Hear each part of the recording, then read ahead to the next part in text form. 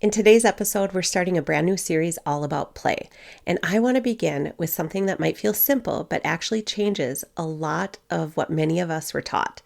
Autistic play is real play. It's not practice play. It's not something meaningless. It's not pre-play or something we need to fix before it counts. It's a real, meaningful, authentic play. And if we don't start here, everything else falls apart.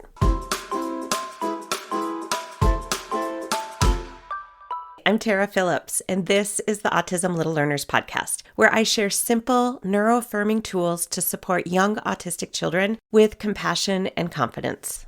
A lot of us were trained to believe there is a right way to play.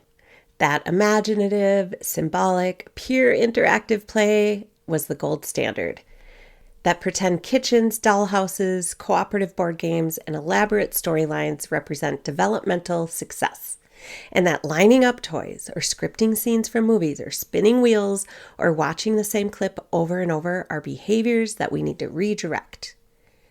Maybe we were taught they're non-functional or not developmentally appropriate or a precursor to real play. But here's the problem with that mindset.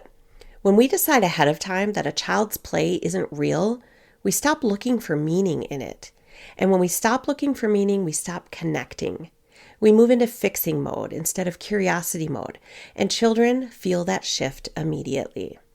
Years ago, Dr. Pamela Wolfberg, who mentored me and shaped so much of my thinking, talked about play not in terms of how it looks, but in terms of its qualities. She said play is pleasurable, it's intrinsically motivated, it's voluntary, it's process-oriented, and it's actively engaging. Notice what's not on that list. Nowhere does it say it must include pretend scripts, it must involve peers, it must look flexible and imaginative, and it must resemble neurotypical development in the area of play.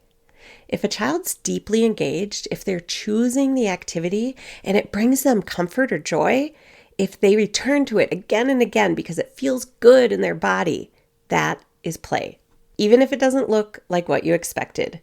Pamela also talked about something called monotropic focus, that deep, intense concentration on something meaningful. For many autistic children, that focused engagement isn't a deficit, it's a flow state, it's immersion, it's regulation. And if we interrupt that without understanding it, we risk interrupting something really important.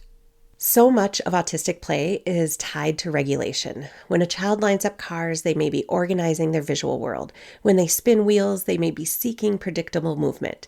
When they repeat the same movie scene, they may be returning to something that feels safe and known. When they script dialogue, they may be using language in the way their brain processes language, especially for Gestalt language processors. If play is serving a regulatory function and we abruptly stop it, what happens? The nervous system dysregulates, and we wonder why we see resistance, shutdown, meltdowns. It's not really defiance, it's disruption. When I interviewed the incredible Carrie Ebert, she said something that has always stayed with me. There is no right or wrong way to play. Autistic play is authentic play. That framing matters, you guys, because when we label something as like, they play with this inappropriately, we automatically put ourselves in that correction mode. But when we call it authentic, we move into curiosity mode. We start asking, what does this child get from this? What need is being met? How can I join in instead of interrupting the way they play? That internal shift changes everything about how we show up. So, let's gently bust a few myths that are still alive out there. Myth number 1, lining up toys isn't real play.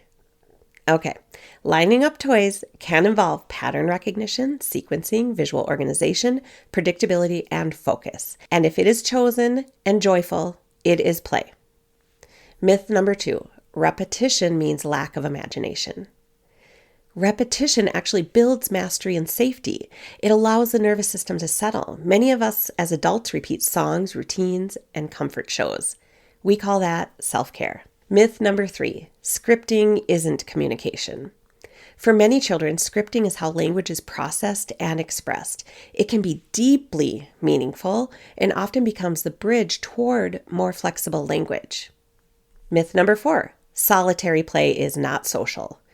Parallel play, proximity play, shared space without direct interaction, these are valid developmental pathways. Not every child moves through play in the same sequence. When we widen our lens, we begin to see depth where we once saw deficit. I remember a student years ago who loved holding cars up in front of his face and looking at them from every angle. If I had approached that with a deficit mindset, I might have thought, we need to teach him how to drive the car appropriately. Instead, I sat beside him and I held up my own car. I copied him. And then after a few minutes, I gently rolled my car down a ramp beside him. I didn't take his car. I didn't say, your turn. I didn't initiate a demand for imitation. I just modeled. He glanced over and he kept looking at his car.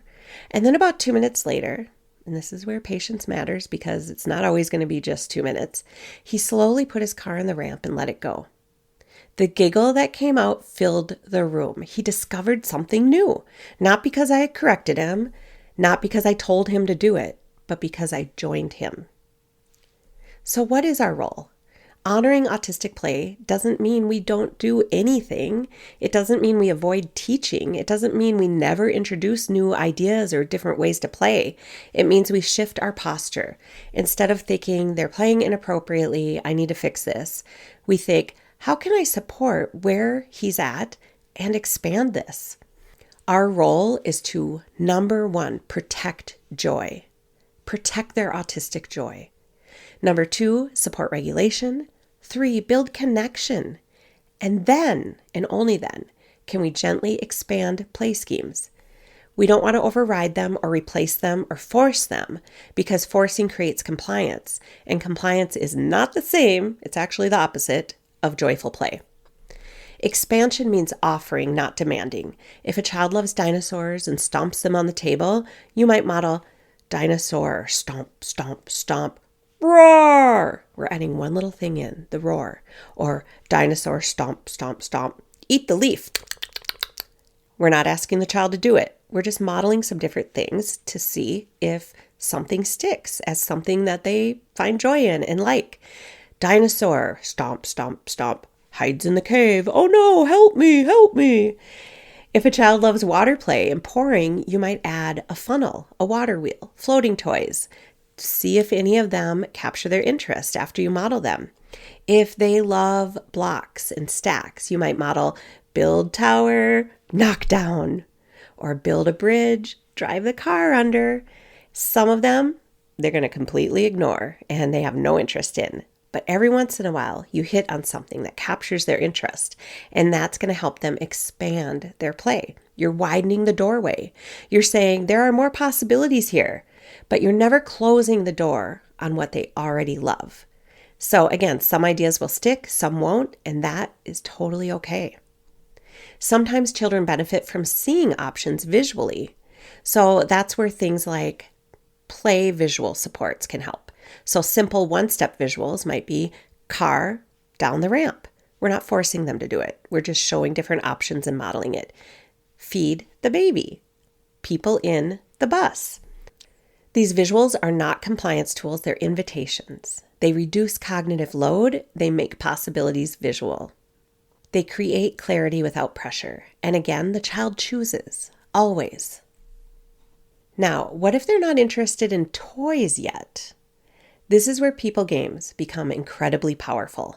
The hand in center outlines this beautifully in Plan for People play. People games are simple, familiar routines that require at least 2 people, but no toys. Things like peekaboo, chase, tickle games, row, row, row your boat, swinging, bouncing, I'm gonna get you, those kind of games. Children naturally enjoy people games because they're based on sensory preferences like movement, touch, sound, anticipation, and they have structure. They have a beginning, a middle, and an end. And that predictability creates safety, and safety creates participation. The Hannon strategy, ROCK, R-O-C-K, encourages us to R, repeat and be predictable. O, offer opportunities for the child to send us messages. C, create routines. K, keep it fun and connected. People games are especially powerful when a child isn't showing interest in toys yet, or you're building early social communication, or you want to strengthen your relationship with a child. Sometimes the most meaningful play doesn't involve toys at all. It involves faces, laughter, shared anticipation, and that connection. When we force play to look a certain way, several things can happen. We increase cognitive load, we increase stress, we reduce intrinsic motivation. Now remember, play should be intrinsically joyful. And the child learns that play with adults feels like work. Are they going to want to do it then? No. But when we join them first and we observe and we expand gently, we preserve joy. And joy is not extra. Joy is the foundation. Autistic children grow into autistic adults, and autistic adults have told us clearly, when adults tried to make me play differently, it didn't feel good. When someone joined me, when someone valued what I loved, when someone built from there, it changed everything. Play is not something we train into children. It's something we protect. It's something we join, and something we expand gently. And when play stops being joyful, it stops being play. It's just a task. So this week, I want you to try something. Before you redirect, before you teach, before you expand, pause and ask yourself, is this joyful for the child? Is it voluntary? Is it intrinsically motivated? And if the answer is yes, start there. Autistic play is real play, and when we honor it, we create space for connection, regulation, growth, and trust. Next week, we'll go even deeper into the practical side of expanding play without disrupting it.